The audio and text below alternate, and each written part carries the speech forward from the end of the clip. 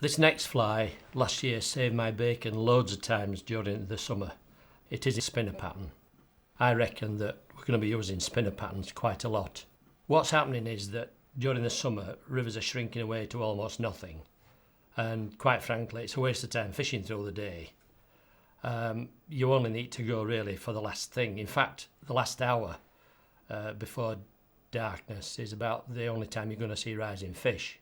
I was going down after tea and I was still miles too early. And in fact, on some occasions, I only saw fish rise as the light were going. But as the light were going, I did start catching fish and I had some decent sport. And of course, the old-fashioned spinner pattern with the wings flat to the surface, in my opinion, with my eyesight now, you just can't see them. In fact, I reckon a guy with 20/20 vision has a problem seeing a size 18 spinner at 15 yards distance in dusk. So this pattern overcomes this problem. I saw the pattern many years ago in a friend of mine's tackle shop in New Jersey. And the guy, Harry Huff, showed me his fly box. And he had these spinner patterns that he uses on the Delaware, and he catches loads of fish right into darkness. It's a pattern that serves both purposes. It's perfect for the fish to see, and it gives a good silhouette of a spinner. But for the angler, for the fly fisher, you can actually see it above the water surface. So you're not looking at this, you're not straining your eyes trying to find this thing that's sitting flush in the film. There's a nice big semicircle above the water. And I christened it a semicircle spinner. It's the one I use all the time. You can tie it to copy all the spinners, just change hook size, change the general coloration, which is more or less just changing the body colour, and you can copy all the major ephemeropteran spinners. The one I'm going to tie copies the sherry spinner, the spinner of the blue-winged olive. That's the mainstay of our summer hatches, late summer hatches. So I'm tying it on a size 14 nymph hook. I'm using the nymph hook because the length of the shank gives me an ideal chance to get a nice long body on. So there's the hook in the vise. First job, just knock down that little barb. These new partridge nymph hooks have a very, very tiny little whisker barb. On with the thread. Just hold the thread against the back of the shank. Just make several turns forward, then come back on myself. I'm using brown power silk. Come down to the end of the shank,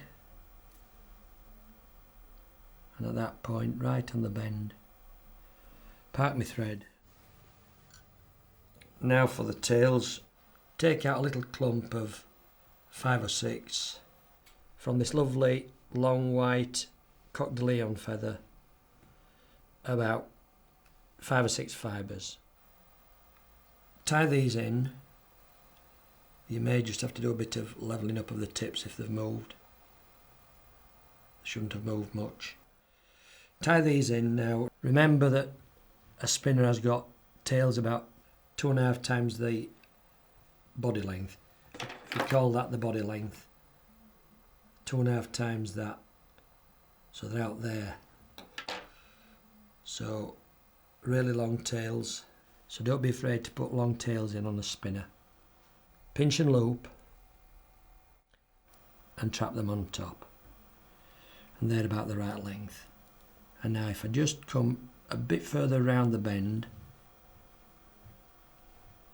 they should splay. And if I come up underneath with me thumbnail, I can get them to spread nicely. And if I wanted, I could take a turn through them, but I don't think it's necessary.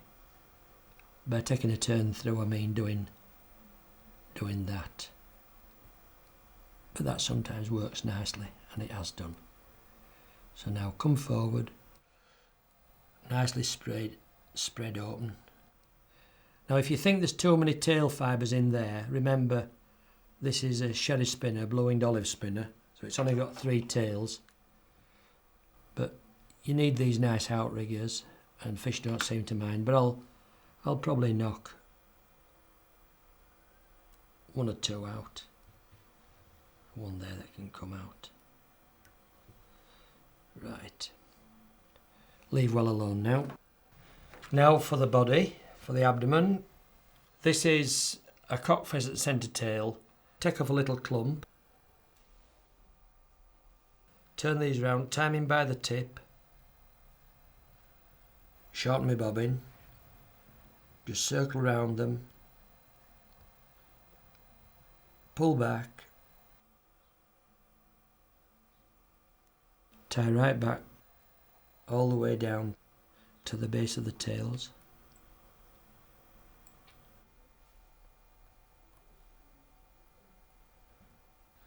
Come back with your thread now to about the 2/3 position and park your thread there. Leave yourself a good quarter of the shank for the hackle. I'm going to make the hackle travel with this. It's not going to be a hackle in one spot like you put on a dun pattern, a traditional dun pattern. I'm going to let it travel so that I get the illusion of a broad wing. Now for the hackle. This is a whiting and it's a silver grade. Really long, fine barbules. Now what I'm looking for is a fibre length that's about, and I use my scissors as a divider, I'm looking for a fibre length that was the same length as on a dun. So I would use that there, the body length, as the wing height. A barbule length of about that. It's quite a meaty beast, is a blue-winged olive spinner, a sherry spinner. So I'm going to have to come quite far back on the cape, which is a change. It gives me a chance to use these that you never use. And just turn it round the shank like that. That'll stand the fibres up. That'll give you an idea of the barbule length. Yes. So once you're happy, and spend a little bit of time making sure you get the right one. And now I can strip off a lot of these lower fibres that are soft. Strip them off, and I'll come a little bit further along, get away from the web. That's the web. That long V that's going down there, that's the webby part. So you want to be off the web. So now tie your hackle in. Good side, that's to say the side that you see on the bird, towards the head of the fly. Tie it in on its edge, sat like that, not flat, sat on its edge. I'm using a figure of 8 wrap to sit the hackle at right angles. A few times, and then when it's in, just push that stem down and trap down. So the stem's locked down as well. Tie up to the eye, take your scissors, slide the blade under and trim off, and make there 2 or 3 thread wraps. And if you want, you can, for safety, you can just put on a couple of whips, just in case you knock it off the eye of the hook. And because it's a down eye, it'll slip forward. Pick your hurl up, mind your hackle out of the way, and now wind these forward. Just have one hand in the receive position. One hand passes, one hand receives. All the way along. Up to the hackle. Right up to the back of the hackle. And now in front of the hackle, you might just have to hold it back out of the way. And come all the way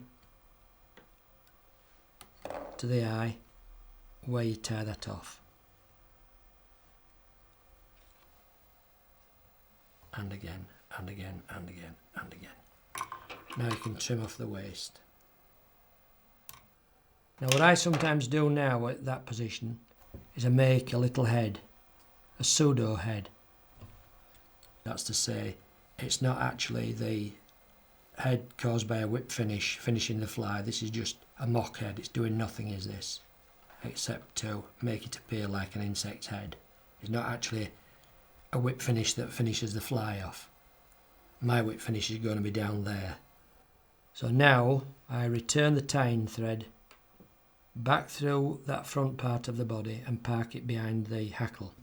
And the reason why I've taken the tying thread behind the hackle is that that's going to be the position, right where the thread's hanging is going to be the position where I tie this hackle off.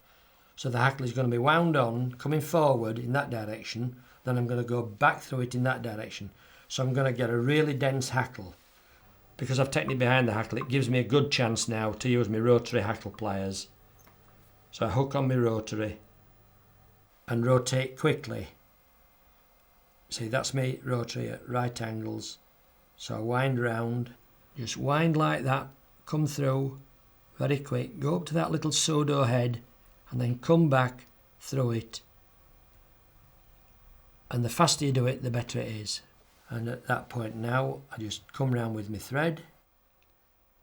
2 or 3 turns is all you need. Search in with my scissors.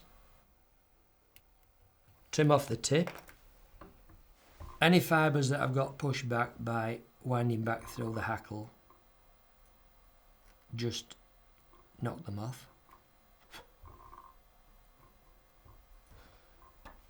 Spin my bobbin up.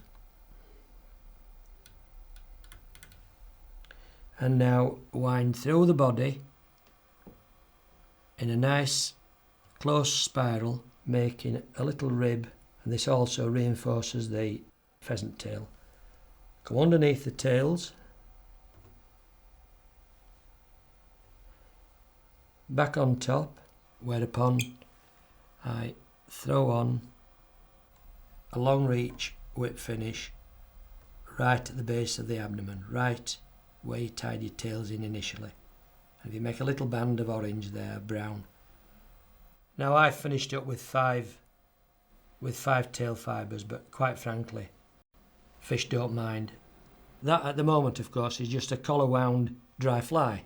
To make this into a semicircle spinner, and this is the whole idea behind the concept.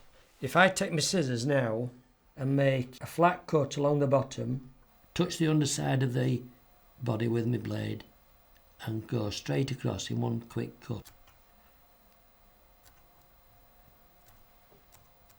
You may just have to do a little bit of secondary trimming because the fibres tend to push away from your blade on the far side.